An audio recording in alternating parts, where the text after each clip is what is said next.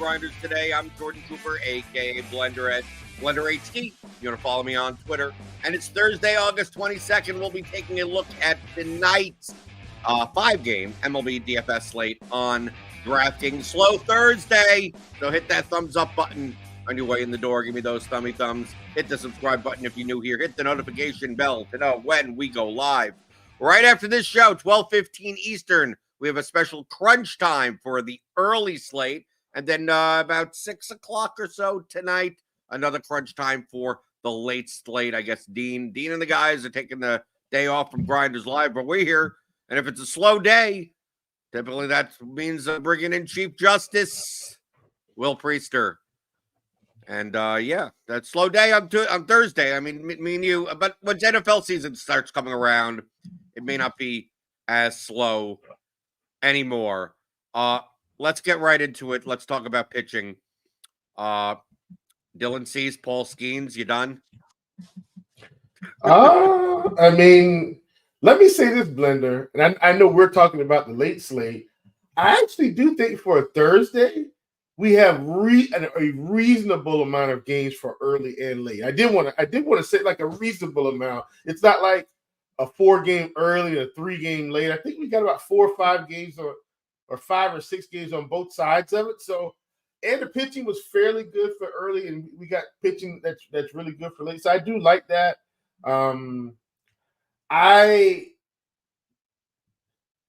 It's definitely probably one of Skeens or Cease or both. I think it just depends on how you view some of these other cheap guys that have upside. Because to be quite honest, this late game slate, I don't see tons of offense here, which is why I understand like the Skeen Cease combo may in fact win you a tournament today if these teams don't score a bunch of runs. Right. The offense is quite lacking. It's not because we don't have good teams. It's just that, decent pitching, bad matchups. We got the Blue Jays with almost a 5 implied run total, then the Orioles, then a bunch of teams around 4, and then a bunch of teams below 4. We got Cease at 9,400, Skeens at 9,900. They both have 7.5 strikeout props. Then we also got Corbin Burns at 8,700 against Houston. Then we got Lodolo at Pittsburgh at 8K. We got Christian Sanchez 7K against Atlanta. We got Spencer Schwellenbach on the other side of the other matchup, 8,500 against Philadelphia.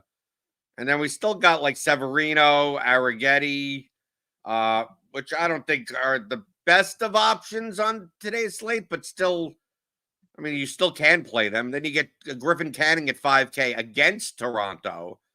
And he's cheap at 5K. And that's probably the high variance matchup of the day. I think the Blue Jays are going to be the most owned team on the slate. And Griffin Canning, sometimes he looks good. And a lot of times he gives up 4 home runs a game. So I understand why the Blue Jays are chalky. But, I mean, you can find enough, cheap one-offs to stack pretty much any team on the slate to some reason. But do you think, okay, here are the bat projections. Cease and Skeens are both projected at a mean of 20 to 21. Then Burns is 17. Then Lodolo and Schwellenbach is 15. Like, it starts dropping off a lot. And the price is not like Lodolo is 8K. It's not like we're talking about like a $6,500 pitcher. I mean, the difference between Lodolo and Dylan Cease is $1,400.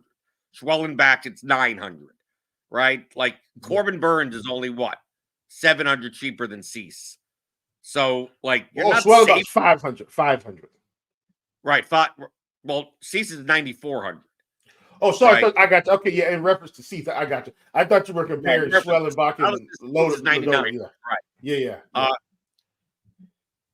I obviously, based on ownership, Cease and Skeens are both going to be 40, 50, 6, depending on contest, 60% owned. There'll be the chalky combination. If you're playing a Cease Skeens lineup with the Blue Jays, welcome to good luck. Good luck. Not, you have to put up 1 million points in order to win first place. But the way that you sound, Will, is that you think there are enough ways that, like, season skins could do well, but not like one of these guys could do not well enough that one of the other guys just matches the score, that you may not need both of them. Mm-hmm. And on a slate where there's only 5 games, there's only so much offense on the slate. Correct. Maybe the best way to be different is only playing one of these guys. But I mean, Will, do you see a world where you're playing a lineup? Like, I'm playing 1 to 3 lineups in small to mid-size field. I don't see a world where I'm playing either of these. I'm playing one of them. Yeah. Yeah, I'm for sure playing one. I am going to mention this, Blender, just right off the gate, just so people get an idea of where my head is at for this slate and kind of how I want to approach it.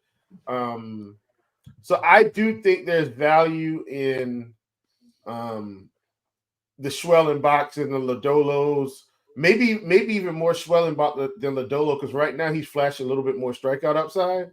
I think there's tons of value in a guy like Arrighetti today, who mostly got his face kind of punched in against the White Sox, but was showing some strikeout promise. Now, folks, hear what I'm saying, not what I'm not saying. I am not guaranteeing you any type of incredible strikeout upside like we saw from him for, I don't know, 3 or 4 games. What I'm saying, though, is we know that he can get it done. And at 7,500, Blender, Arrighetti's probably, in my mind, the best tournament play on the slate, like hands down. Like, he's the only guy in this 7K range that if you said, hey, who could go out and get you 6 strikeouts? It's probably him. Who could get you 10? It's probably him and maybe Schwellenbach or Lodolo, depending on how you view them today. And he's probably got just as much upside as either of them.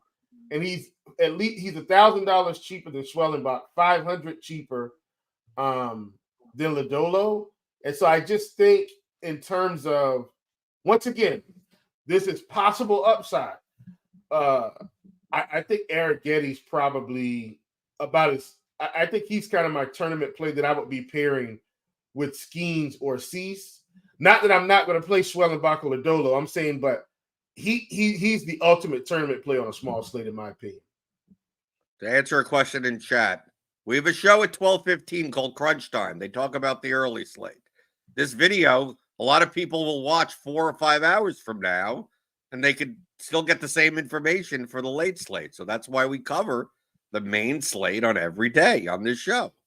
It's almost like other people take priority over one person in chat. It's kind of weird that we kind of cater to as many people as possible and not one. Okay, so pitching. We obviously Schwellenbach. Like, I'm with you on Schwellenbach and Arrighetti on upside, but also realize that these guys give up home runs like it's going out of business. Yeah, I mean, once again, Blender, this is just possible upside here, right, that the projections aren't saying is going to happen, and that's why I'm a lower range of outcomes here, right? Yeah. Schwellenbach is facing Philly, who have plenty of power. Arrighetti is facing Baltimore, plenty of power. It's quite possible that either of these guys could go out and strike out 10. It's also possible these guys could go out and give up 4 home runs. I'm just highlighting the range. It's more likely that both happen, probably. Right. It's quite likely that you could strike out 10 and give up 4 home runs at the same time also. So I don't mind playing either of these two, but I also don't mind playing the Phillies to the Orioles today either. So, like, when we get into stacks, I mean, it may be weird for you to say, like, oh, if you're not going to play a lineup with Cease and Schemes in it, and I don't suggest you play one that has neither of them, but the upside of Schwellenbach and Arrighetti is obviously there. But just understand that if you play Schwellenbach, maybe you should be playing the Orioles. And if you play Arrighetti, maybe you should be playing the Phillies. You're probably not playing both of them in the same lineup.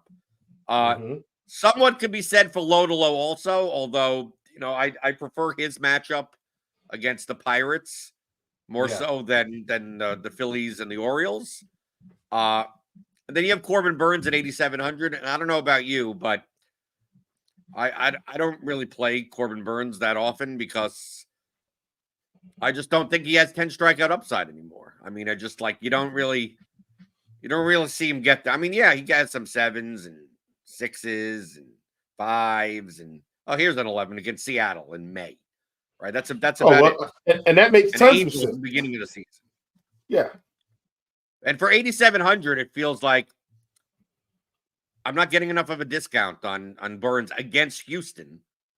It's not the greatest of matchups, even though Houston only has a 3.6 implied run total. That if I'm going to go off, if I'm going to go off the board, I'm going to go off the board with someone that either like gives me like 26 or -5, like that type of thing. Yeah, and I mean, so what's interesting to me about Burns today is when I was looking at Plate IQ just to kind of get a feel for, and let me say this, Blender, I look at Plate IQ a lot more in these weird slates than some of the larger midweek slates. Here's why. I want to share this with people because it's not cheating the system. It's understanding that on these normal, like your Monday slate, your Tuesday slates, your Wednesday slates, the lineups aren't going to change much unless someone is hurt. On the Thursday slate, that's usually the one, Blender, where they could roll out a AA lineup, right? They'll just throw some guys out there, give guys a day off as they get later in the season. And so the Houston lineup today, to me, is slightly intriguing. Now, and part of this is because of some injuries that they've had, if I'm not mistaken. But the Houston lineup in general is usually a lot more low strikeout than what we see. But with Singleton, Myers, Whitcomb, and McCormick at the bottom half of this lineup, there's a couple extra strikeouts that they usually did not have, in a usual sense. So this is not me advocating for Corbin Burns in general. This is me saying, he might be slightly stronger than we anticipate as a result of that. That also doesn't mean the top of this lineup couldn't bash his head in, for what it's worth. Right. We see the projected lineup, and then maybe that's the reason why the Houston total is a bit lower than I expect. I expected under a 4, but maybe not a 3.5. But Jake Myers strikes out a ton. I know McCormick strikes out a ton. Yeah. Singleton and Whitcomb also, but lower sample size for Whitcomb. Right. Obviously, the top of the order is fine. I mean, top of the order. Mm-hmm. Altuve, Bregman, Alvarez, Diaz, Pena is fine. But you're right. Maybe a little more strikeout upside for Burns than one would expect.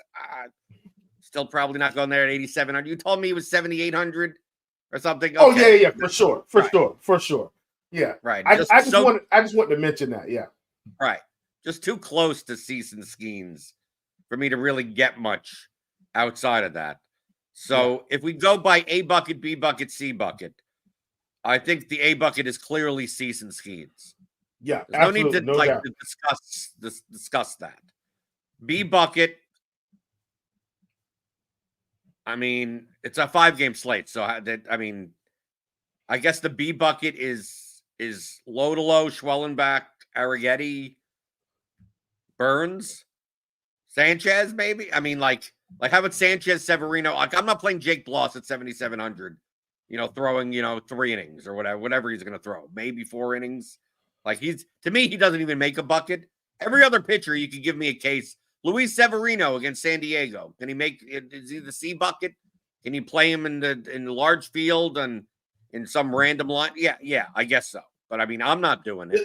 Yeah, I don't like Severino because even though he's cheap, and look, I understand like against Miami, he had just a dominant performance. But generally speaking, he's been much lower strikeout than like his historical numbers. And San Diego is one of the lowest strikeout teams on the slate. And I think he has a K prop of 3.5 today, which should tell you all you need to know about where the sports books feel like his upside is, but also just in a DFS, from a DFS perspective, I think in order for Severino to win you a tournament today, he's going to have to almost throw no-hit ball and pick up 5 or 6 strikeouts. And I don't think that's happening today, for what it's worth. Would you take a shot on Canning in large field at 5K? All right, if I'm running 150, I maybe get to 10% of Canning. But my issue today, Blender, is I don't see the value in the bats like I usually would. So I don't know if Canning's necessary. You get what I'm saying? He's 5K, so I get it. But I'm not thrilled about playing Griffin Canning. So I think I just talked myself into my answer, Blender, which is no.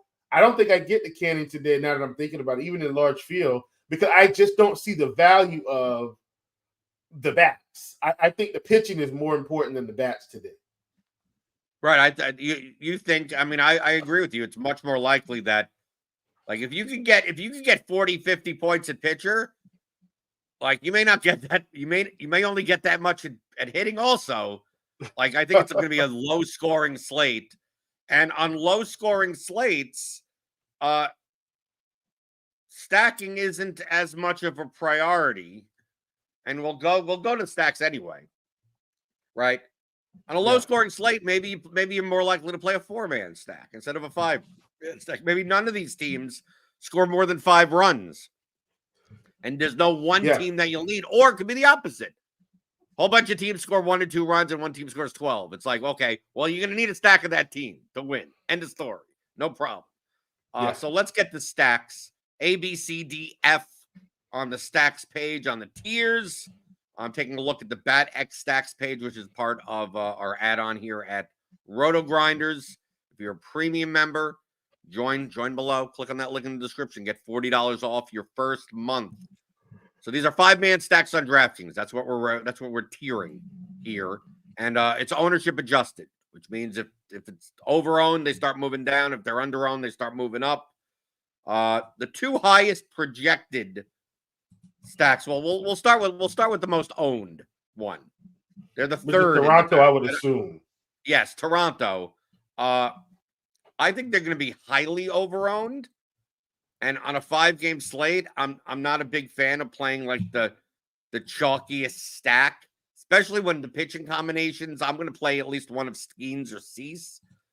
I'm going to put Toronto, who would, I mean, they project just as well as a whole bunch of other teams on the slate. It's just that they're cheaper than those teams. Yeah. So, like, normally I would put them in the B tier, but I'm going to put Blue Jays in the C tier. Do you have any reason, Will, to change that? Because I think they may be twice as owned as any other team on this. I mean, our current ownership makes it like them, they're the chalk, but I think they may even be higher owned than that. Yeah, I agree. I agree with that for sure. Once again, I think people need to understand when we're doing our show, when we know that, we're talking late games, and typically on Thursday for us, Blenders, a smaller slate, we're weighing ownership and projection together to draw a conclusion, right? So, yes, we understand that. If I'm not mistaken, they got about a 5-run total. Let me read. Yeah. 4.9, five runs, right? They got a 5 implied run total of 5, which is the highest on the slate. But also, you combine that with the ownership. What we're thinking about is, are they going to really help you win a tournament if everybody plays them and they go off? Well, if everybody plays them, you don't have as much separation as you need. And so they're a good stack, but I agree. I don't think they're great in terms of the slate size. It's kind of like, let's talk about last week, like briefly, Blender, where we had an agreement and a disagreement, but we played it the same way. And so last week I ended up playing, I think, Oakland against the Mets. I stacked Oakland and I ran, I think, Webb and whoever the other 8K. Oh, Webb and Miller, because the Detroit lineup came out so bad. And I almost took down all the money. Like almost, but I was like, third in this single entry or fourth or 8th. Like, what I'm saying? Just a whole bunch of high places, but not taking it down. My point is, that's how I view this for Toronto, right? Like, I want to temper my expectations because they're going to have so much ownership. Like when you've got, and look, I'm not saying it's bad. But like right now, we're looking. I think Will Wagner is projected for 25% ownership. Now, he's 2.5K, and I get it. But like 28, 29, 22, 25, 23, 14. That's their top 6 bats, Blender. And I'm just looking at the lineups page on RG right now, and almost every bat is above 20%. That should tell you all you need to know about where the ownership sentiment is for this team. And backing off of that is only going to help you in tournaments. Even if they score 20 runs and you don't have them, you have to understand if you want to win a tournament, like the long-term process of this is small slate, overall stack, avoid. You get what I'm saying? Like if you just avoid that, we're playing DFS. We're not predicting outcomes. Right. Correct. What is the most profitable way to aim for first place? Correct. That's it. Because the Toronto Blue Jays in the bat project similarly to the Padres and the Braves today. Padres facing Severino. They're more expensive of a stack. Braves against Sanchez, who I typically don't target that often. I'd rather play the Padres and the Braves today than the Blue Jays simply because they're going to be half as owned as the Blue Jays for like a similar projection. So I'm putting the Padres and the Braves in the B tier. Love it. I agree. I love it. But you know who the 2 highest projected stacks are in the bat today? Those 2 teams against those 2 pitchers that are very high variance, that struck out a ton or give up a bunch of home runs. That's the Phillies against Schwellenbach and the Orioles against Arrighetti. I think if you had to choose between playing the Phillies or the Orioles today, which I think one of these is an A-tier team. I think possibly both of them are an A-tier team. I think the pitchers are fine also. So just get to the point, get to the fact of like these are situations where either of these 2 teams could put up 8+ runs, or they only put up 1 run because the pitcher has 12 strikeouts. So like, right. I don't know which side it's going to be on, but there are more outcomes like that. So I like targeting that in GPPs. The Blue Jays have a lot more outcomes where they score 5 or 6 runs. They do well. Yeah. But I think the Phillies and the Orioles have outcomes where they score 14 runs because one of these guys gives up 3 or 4 home runs in the first couple of innings. And home runs score a lot of points in DFS, so you want them. So would you rather play the Phillies against Schwellenbach or the Orioles against Arrighetti? For me, I think it's the Orioles against Arrighetti. And the reason I'm saying that is, so Schwellenbach has never really had a control issue since he's been in the league. Arrighetti, on the other hand, has absolutely had massive control issues and so has somewhat fixed it recently. So I would assume if anyone implodes, it's Arrighetti. And also, it's much easier to give up a ton of runs when you're walking up 1 or 2 guys per inning. You're putting guys on base, you're giving up a home run. Next thing you know, a solo shot becomes a 3-run homer. A double becomes a 2-run, 2 runs RBI, right? Putting guys on base is never good for you. I mean, it's similar to what he did in the White Sox game. Now, in the White Sox game, you're saying, oh, well, he only had 2 walks. He gave up 7 hits. That tells me he was having control issues. I'm telling you, like for a guy that had his strikeout upside or his strikeout rate had ticked up over the past month to about 30%. And it's not like he was facing bad teams. He faced Boston. He faced the Dodgers. So he faced some good teams. But Blender, giving up 7 walks tells me you're having control issues. Like you're not locating well. And thus, even against the dreadful White Sox, he wasn't really able to put together a quality performance. I'm just saying that to strengthen our case here, Blend. I think if anybody's going to get mashed, it's Arrighetti.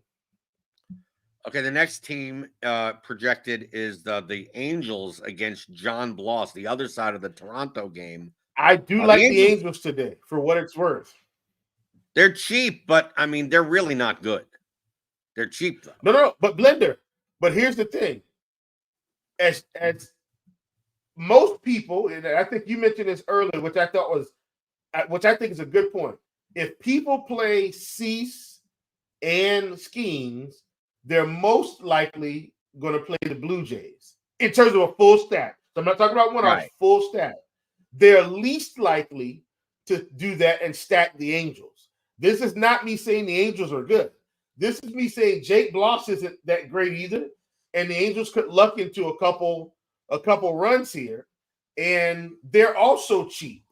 So you could play the Angels and then get one of Atlanta or play a mini stack for the Angels, Blender, like a mini stack, and then you could pick up a Baltimore stack or a Brave stack or a Philly stack and still have tremendous upside in your lineup. So that's really why I like the Angels. I don't think I'm playing them in terms of full 5-mans. I don't think I really get there because I'm not playing a lot of lineups today either. But I do think there's value in the 5-man. I'm just not going to be heading in that direction. Okay, the next two teams, we're getting close to the bottom. We got the Astros against Burns, the Pirates against Lodolo. Okay, now Burns and Lodolo are not going to be the most owned pitchers on the slate.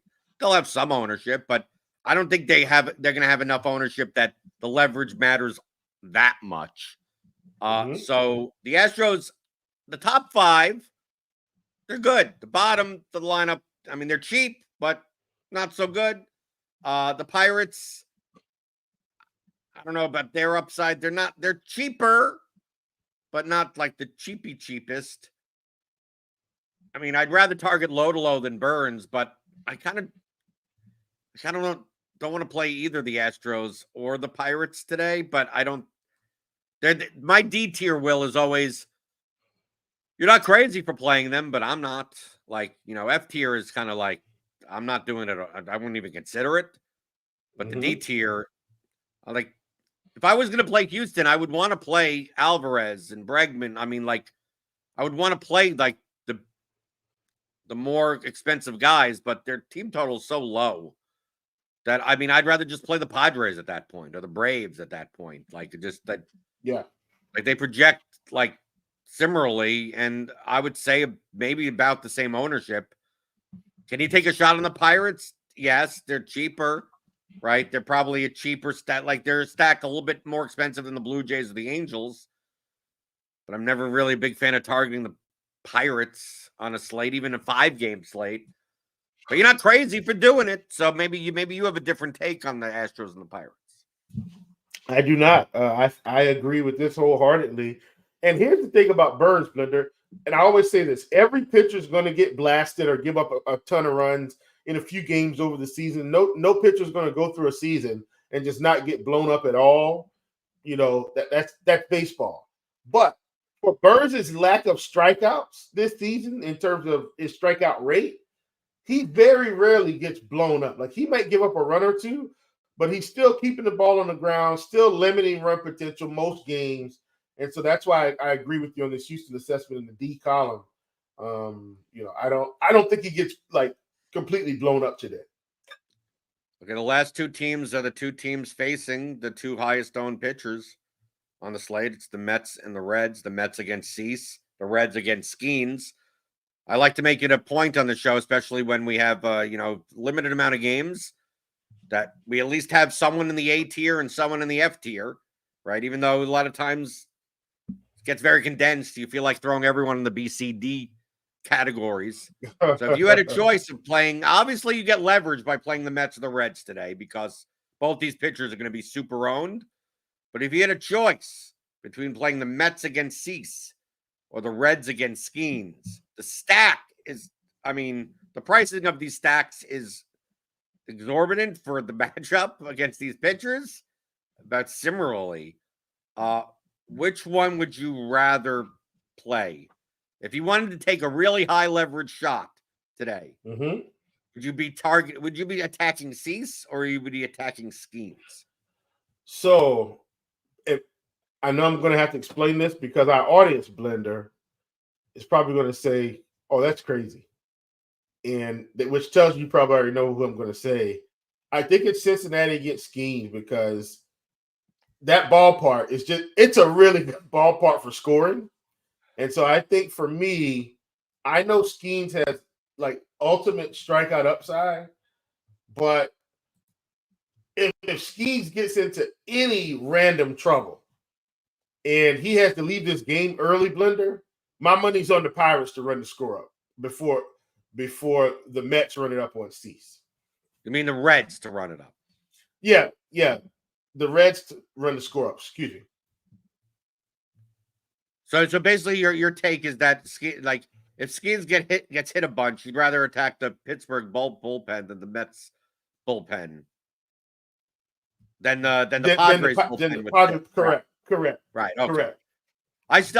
Truthfully, I think they're both F tier stacks today. I think you could easily play one-offs, right? Someone, to see Longo in chat says Dean gives up a home run in almost every game, right? That doesn't five-man stack doesn't get there, but one guy could get there.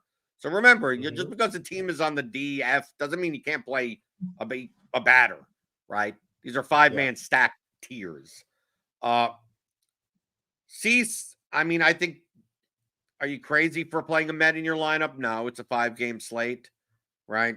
You could always play a Vientos or a Alonso or a Lindor. I don't necessarily think the Mets or Red stacks get there. Not good ballparks, horrible matchups. But you never know. If you want the ultra leverage, these two teams are going to be really low owned because I expect Cease and Skeens to be both around 50%. They're trending that way for sure. Right. The super leverage, if you want to get super leverage, which I would not suggest because the projections are going to be too low, is that you play a 5-3 Mets Reds lineup and you don't play either Cease or Skeens in your lineup. You don't need to, but as me and you say all the time, like there's you don't have to sacrifice 35 points in projection to get different on these slates. You can sacrifice a bunch of projection, but if you do a lineup like that, you're going to be your ownership is going to be low, but your projection is going to be so low that it's almost like you're playing without like two spots in your lineup against the rest of the field, and you don't need to do that. If we were talking about a contest with 5 million entries in it, I'd say okay. Go throw in your lottery ticket. I think now it's worthwhile. Most you'll probably see today is probably about 21,000-ish, 24. Like you're not going to see anything. I don't think we see any contests in the 30,000 range today. And I need to go look at that. But most I think are probably going to be 24, 25,000 and below, which is still a lot of entries. But like those are normal size slates in terms of, 21,000 entries. You can still play a Cease Skeens lineup and win because you could get different enough at hitter, right? You could play the Blue Jays as a stack with one of Cease and Skeens and win 21,000 entry contest. Do you need to play the Mets Reds combination with two weird pitchers? No. John Bloss, Luis Severino, the Pirates 5-man and 3 Mets. Like you don't. Yeah, you're probably not winning with that. If you ran that through lineup HQ, you ran that through the bat projections. Your lineup is going to be like 22, 25 points lower than other lineups in a similar ownership range. It's like you do not have to do that to yourself. Yeah. And Blender, let me say this too, because I know we got football coming up, and I believe I know where you stand on correlation, and I promise I'm parlaying this into baseball, but it's about how when you're constructing lineups, you're going to end up different sometimes in football if you just use the right correlations, right? Like you might say, okay, well, I'm going to stack the Lions, and maybe they're playing the Commanders that day, and you say, okay, well, I want to stack the Lions, but how can I still stack the Lions and get a little bit different? Well, you say, okay, everybody's playing Jared Goff and Amon-Ra St. Brown and Sam Laporta. And so what I'm going to do is I'm going to take Jahmyr Gibbs, and I'm going to take the Lions defense, and then I'm going to play Jaden Daniels and his receiving core, 2 guys from his receiving core. And so you're still getting exposure to the Lions. You're just not doing it the way everybody else is doing it. And so my point of that is to talk about baseball. It's like you're saying, you don't have to get so different until you're way off the reservation with your projections. You can still take or take the same thought process, but create a lineup differently. You know what I mean? Right. Right. You could play the Blue Jay stack. You just play it in a lineup that looks different than other Blue Jay stack lineups. You could play a Skis lineup, just make it look as you could play ones that don't have a 5-man stack, have 3-2-1-1, and you're taking a bat against a popular pitcher. I mean, you just construct your lineups in a way that gives you the most shot at winning first place, where that's where all the money is. Right? We're not looking at cash. This ain't GPPs. Ain't a place for how do we 1.5x cash.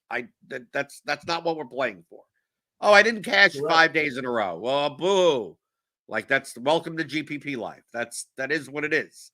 It's not about cashing. It's about getting in the top 1% of spots. If I'm in the top 1% more than my fair share, all I need to do is wait for variance to go my way, and first, second, third place up there, or you makes just up name for yourself everything else. Squirrel Patrol, or just rename yourself Squirrel Patrol and you win every day. Nah, you don't win every day. Nah, I know. Okay, well, you got are you going to be on Crunch Time? You got some content, you got some prize picks, you got what's going on with you this week? Man, I did a lot of content on the front side of the week, Blender. I'm not sure if I'm going to be on Crunch Time. I've been on Crunch Time every Sunday this month. So if that still holds true, I'm assuming I'll be on. No, I won't be on Crunch Time this month. So if they're planning to do that, I won't be able to make it. My son's got basically a combine workout at a college that's looking at him for basketball, and so we're headed there. So I don't know if I have any more hard content this week, unless I end up on like Grinders Live tomorrow or something like that. But now that football season's coming up, next month, I mean, you'll be seeing my face around here. I'm assuming quite a bit. I'm assuming, Will, I'm assuming you'll be on every Thursday. You'll be on every Thursday, and we'll be banging out some props and pick them on Thursdays for NFL.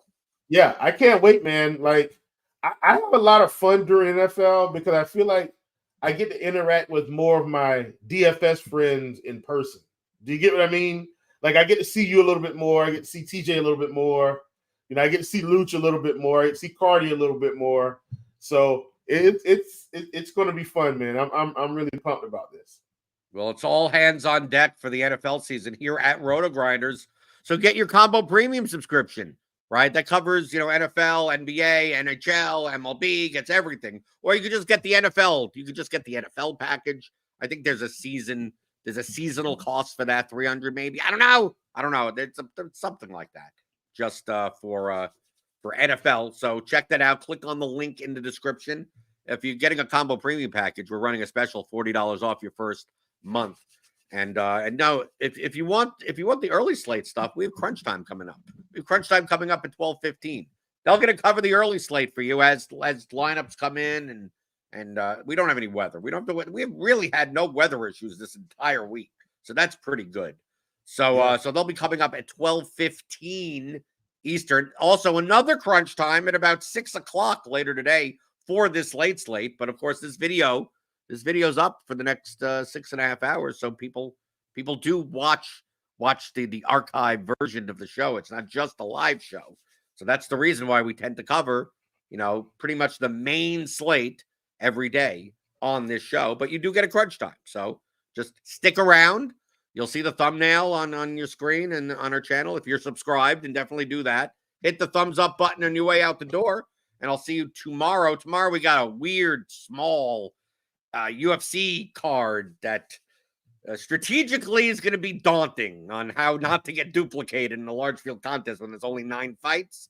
But we'll talk about it tomorrow because I'm here for you every Monday through Friday, 11 o'clock Eastern, talking about all things you're thinking about in daily fantasy, props, and pick'em on RotoGrinders Today.